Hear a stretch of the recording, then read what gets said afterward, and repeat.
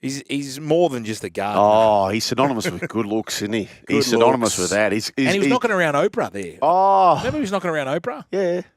Was he jumping up on the couch like Tommy Cruise or that gang? Yeah. Mate, he's synonymous with charismatic behaviour. I would he's say on the line. Charisma, yeah, I was sort of halfway down the patch with that. Anyway, Jamie Durie, ladies and gentlemen, is joining the Run Home with Joel and Fletch. G'day, Jamie.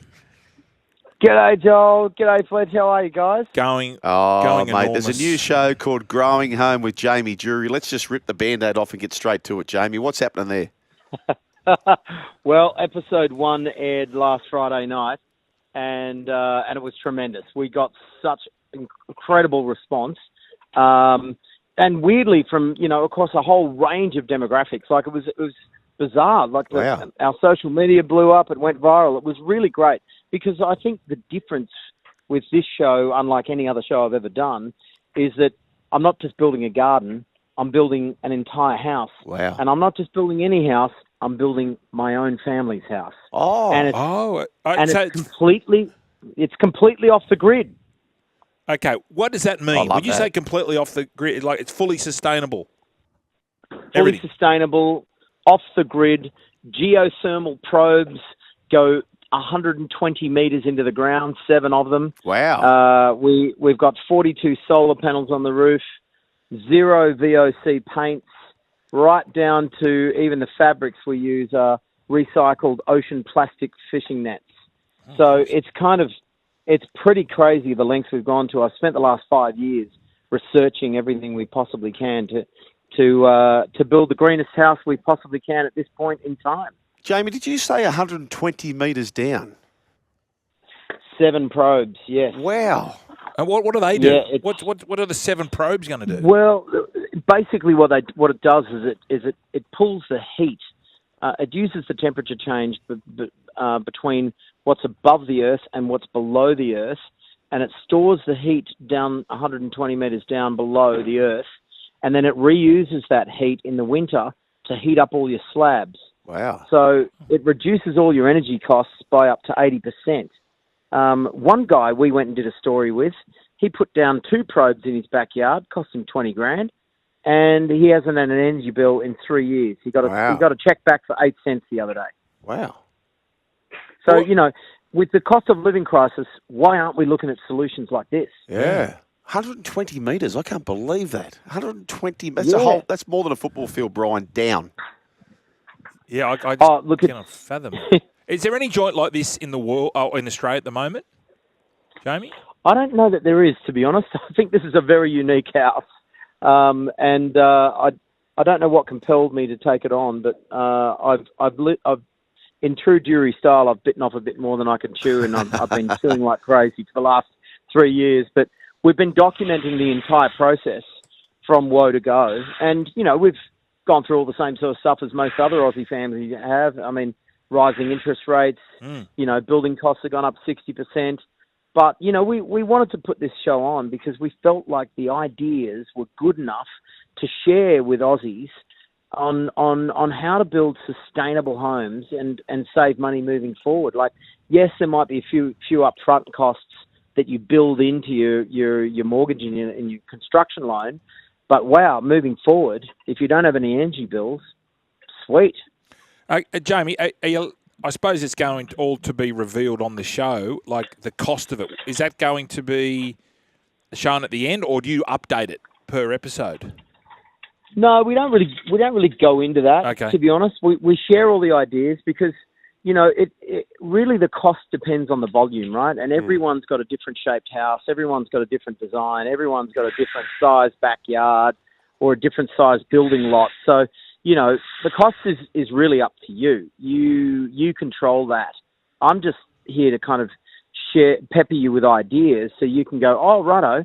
You go to the website, you look at everything we've used, and you go, well, I could use this, and this, and I might save X amount of dollars and reduce my footprint and live happily ever after, Because I think we've got to start thinking about more sustainable ways of building a house moving forward, No, well, that's the way it seems to be going. Well, what is your background, Jamie, in the sense of I know you were you started off we always have a bit of a joke. You're in Manpower and stuff like that. Are you a landscape designer? Are you were you a tradie? What sort of, or you just jack of all trades? I did.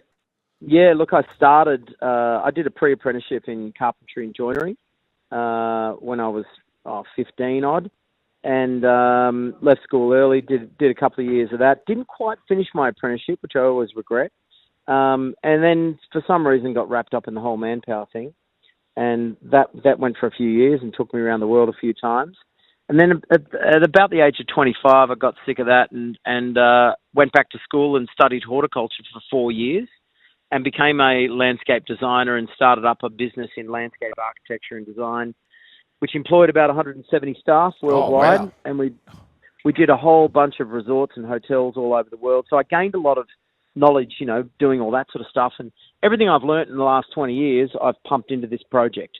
So this is really kind of my little black book of ideas on how to live more sustainably, but also how to tread more lightly on the planet and build more consciously, which I think is not only a great thing for the planet, but it's a great thing for your family and your kids and for the energy bills, I'll tell you what, Brian, we're chatting to Jamie Durie, who's an icon when it comes to Australian television. And Jamie, I found that fascinating. So he starts a business, Brian, that had 170 employees. That's a big business. That is good going, isn't it?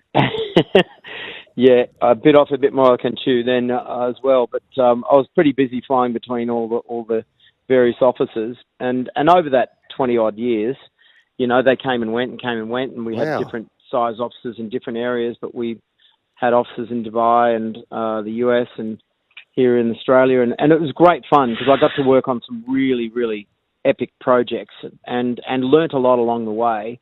And then I guess you pick up all those tricks and you bring them home to your own place. And when you're sitting at the family table with the missus and the kids, you're going, right, what do I really want to build for my family? Okay, well, just on that. So we've had chefs come on the show before, and the last thing they want to do when they get home is cook. We've had Stephanie Rice come on the program, who last thing she wants to do is swim laps of the pool.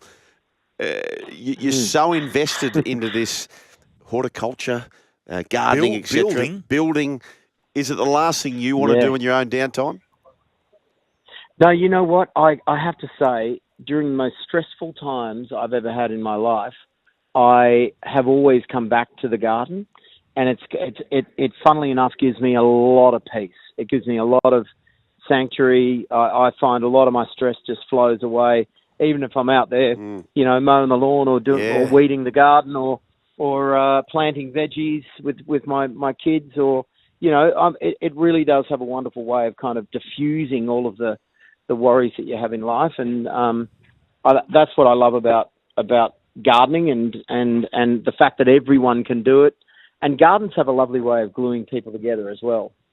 So Jamie, I understand that you're engaged and you've got your wedding coming up. Will the house be playing a role in the ceremony or the after party?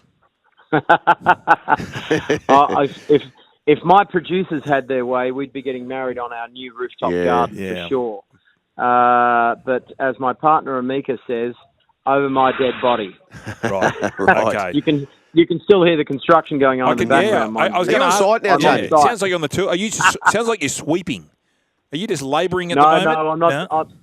I'm not sweeping. We've got a few boys just in.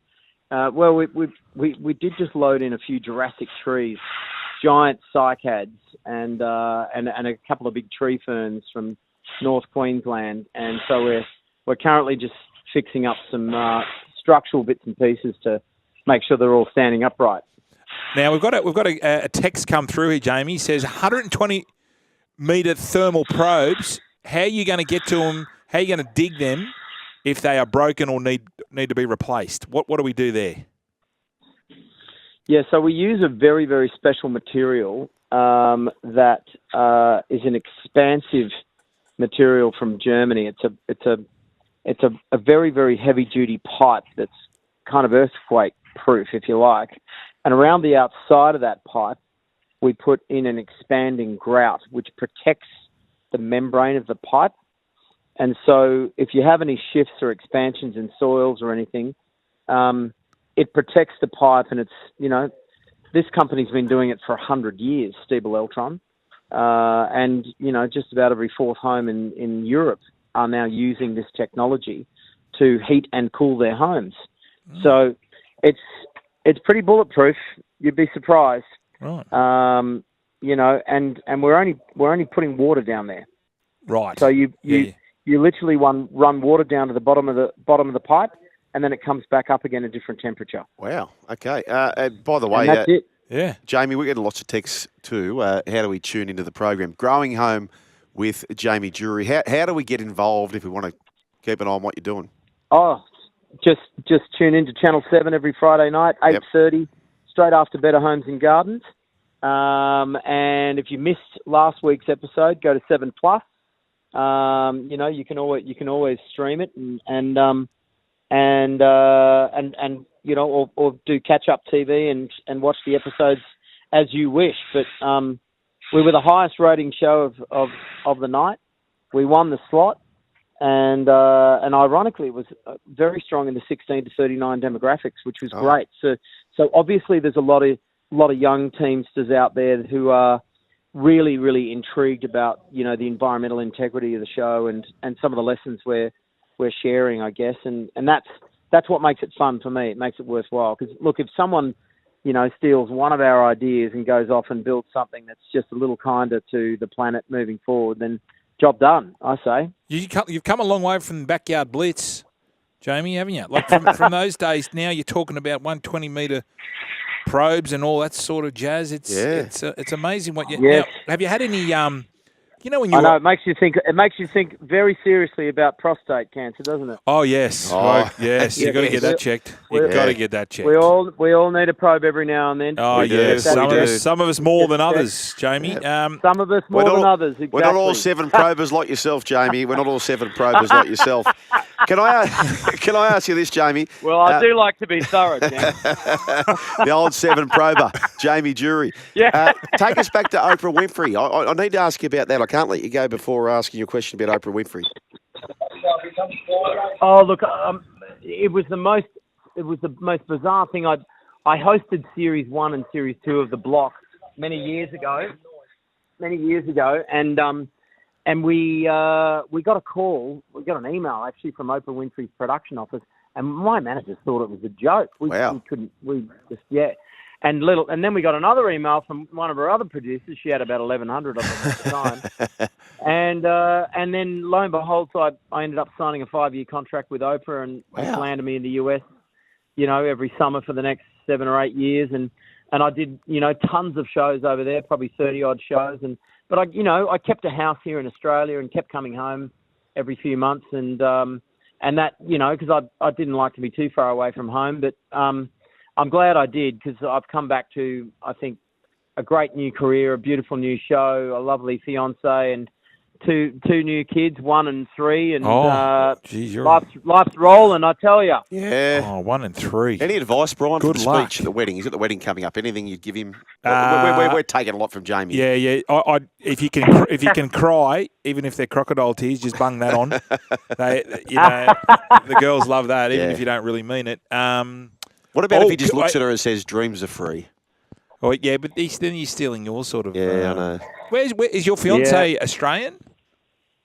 Yeah, good Aussie girl. Okay. She was raised in Albury, Wodonga. Oh, okay, on the border. And she's a singer-songwriter. Her name's Amika Jane. And she's just released her first single. And she actually also wrote the opening title for the tracks for the show. Oh, okay. So she's called Take Me...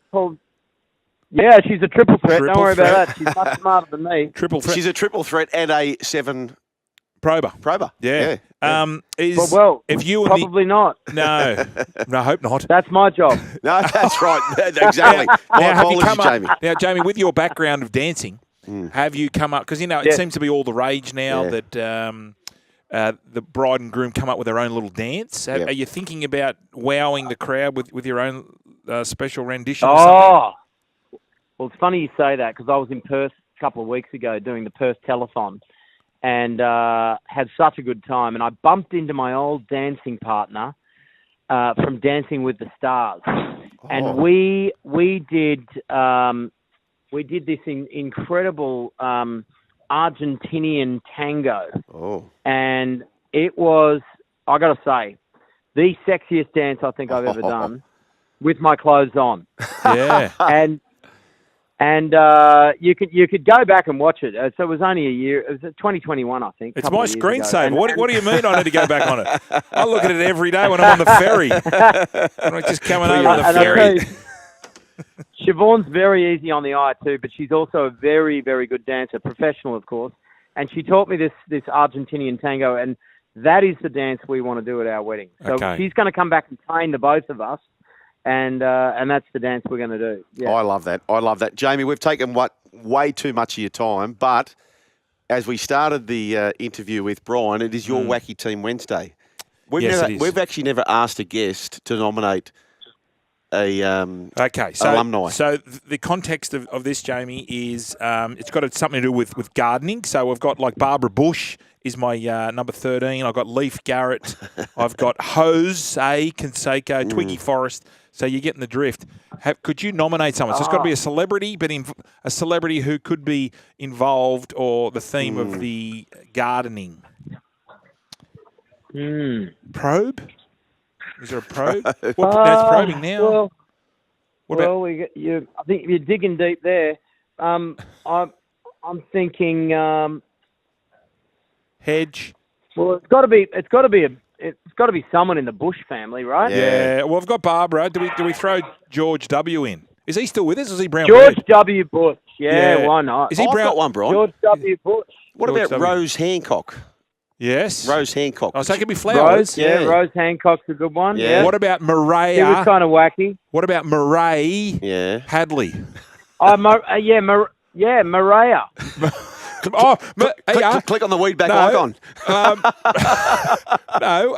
And Mariah Carey. Yeah.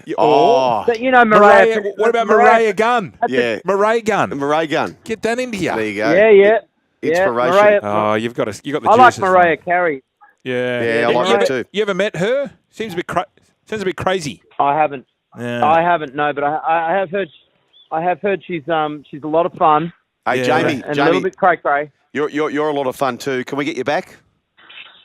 Oh, mate, I'd love to come back. Yeah. Okay. All right, mate. We're going to go. I would love to come back. In fact, my show's on the next 3 Friday nights, right? Okay. So why don't you come back right before the big reveal? Yes. Perfect. And Perfect. And let's see whether I actually get this thing done in time. I'll back you in. I reckon you might. Growing home with old 7-pronger. What is it? 7 Prober. 7 Not prober. pronger's something different. Yeah. That's Chris. Growing- You're thinking about the Chris Brown, the vet. He's the pronger. Heavy pronger. Oh, Jamie Durie, thank you for joining the Run Home with Joel and Fletch. Good on you guys. Thank See you you, very mate. much. Jamie.